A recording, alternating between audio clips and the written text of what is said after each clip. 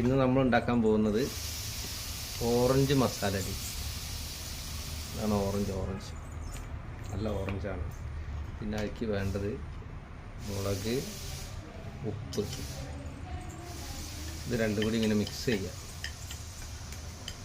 നല്ലപോലെ മിക്സ് ചെയ്യണം. ഇതുപോലെ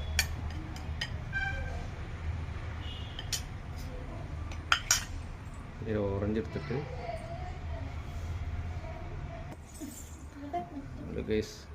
കത്തിയിട്ട് നമ്മൾ മുറിക്കുക.